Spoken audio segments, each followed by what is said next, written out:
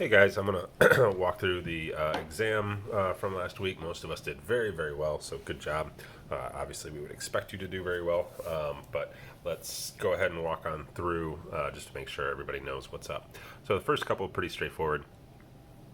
For number one, it's a parallelogram. They tell you it's a parallelogram, so area is base times height. We know the base is 8. The idea is to solve for this. So whether you use the 30, 60, 90 triangle, which is what I used, or whether you did SOHCAHTOA, you had to find this height. Most of us did that. Solve, no problem.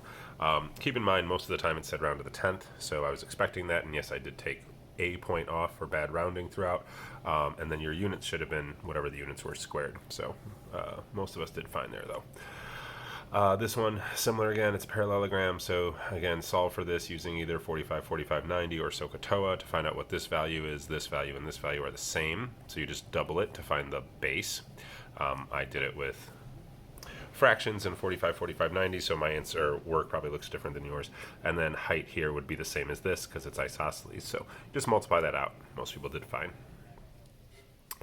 Here, there are multiple ways to do this, but I chose to divide it horizontally into 3 rectangles, the top one being a square, and then 2 more rectangles there. You just had to apply the congruency symbols to make sure you knew what everything was, and then this was 5 across, and this, and this were all the same, so that's 1, 2, 3, 4, 5. Each one was 1. For number 4, most of us did okay here. It didn't necessarily explain properly, but it said to classify the quadrilateral and list all that apply. So it turns out to be both a rhombus, it's a parallelogram, and it also is a rhombus.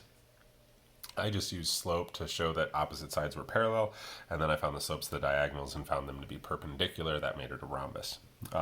It is not a square or a rectangle because consecutive sides are not perpendicular. For number 5, just finding the area, we divide this into 2 triangles, so you just had to use Pythagorean theorem to find the height of this triangle, and then use that to find what would be the base of this triangle, and then add those 2 together, so you find the area of this triangle, and then find the area of this triangle, and add them together. This one was tricky, and for number 6, the trapezoid one.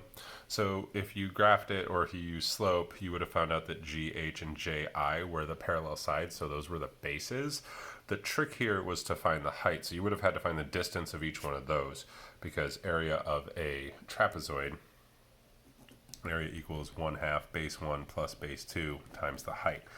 So you would have had to identify these as the bases, solve for their distances, and then somehow show and recognize that segment GJ happens to be perpendicular to both of these. So that is the height.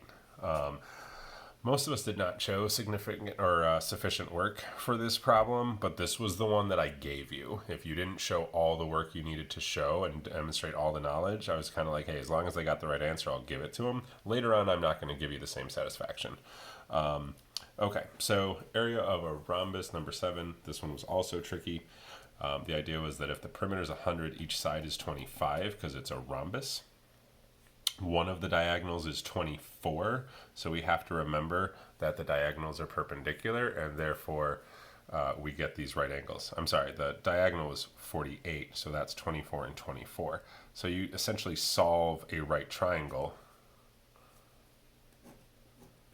that is 24 on one side, 25 on the other, and then you're looking for this, and that is half the diagonal. So once you solve for that, which is 7, you find out that the diagonal is 14, and then you can use the formula for area of a rhombus, which is 1/2 diagonal 1 times diagonal 2. Okay, let me zoom back out here a little bit. Most of us did pretty well here, I think, for a couple of reasons. One, we went over these problems an awful lot. 2, you got to use your notes and your videos and all that stuff. And then 3, I think a couple of them were actually problems we did, either the course of homework or our review. So, but generally we just had to go through our area equals 1/2 perimeter times apothem until we solved. Okay. Number 11 was a tricky one, but actually one of the easier ones of these that we did. And again, the idea was to find the area of the circle and then subtract the area of the triangle. I chose to use perimeter times apothem here.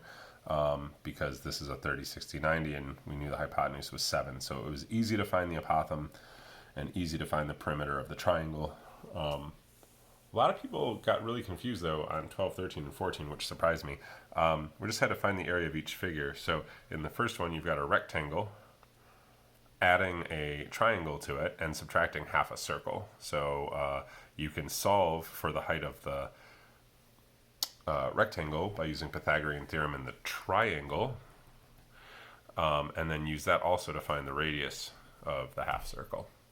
Over here, very similar situation. We have a rectangle plus half a circle plus a triangle. Okay, so this is all plus. It's basically like we just took this and folded it out. So since this is 3, that makes the radius 1.5. If the radius is 1.5, then the radius from the top of the circle to the center is 1.5. So 6.5 minus 1.5 is 5. That's how we got the measurements here. So base times height is 15 for the rectangle. We did have to solve for this using Pythagorean theorem because this would be base and height of the triangle. Found out to be that number. And then 1/2 of pi r squared for the half circle. Similarly here, we just broke it up and we once again had a triangle. We had in this case, a square, and then we had half a circle. So just count out the measurements and do the math. Okay. Most people also got number 15 pretty easily. You just did 23% of 130, and it was like 29 point something. But it said how many squares would have to be shaded. Okay, so you couldn't just shade in 29 squares. You had to shade in 30. Okay. For these problems on the bottom, again, I didn't award a lot of points for the bonus because most people did not show sufficient work. So this is where it comes in. I mentioned on the first side of the paper, like if you didn't show sufficient work, I kind of gave it to you because what the heck, we're just kind of muddling through this, what do you call it, remote learning thing. But here, I mean, these problems require a lot of work. The first one was easy, number 16, because this is 40 degrees right here. So to find the area of the sector, which is this wedge, which has its vertex at the center, to find that, it's just going to be 40 out of 360 compared to the whole circle to find its percentage. Okay, the shaded segment is this area. That required a ton more work.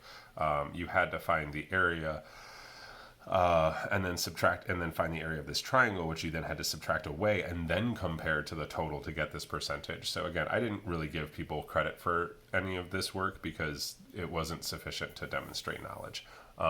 And then the last one, you had to find the area of the circle and subtract away the area of the hexagon. And again, just insufficient amount of work to justify giving extra credit points was shown for most people. But that's it. So there were 15 questions. I gave each one 3 points, which was 45. I used that to get a percentage and then made that out of 50. Good luck this week. Let me know what questions you have, and I'll look forward to working with you again. Take care.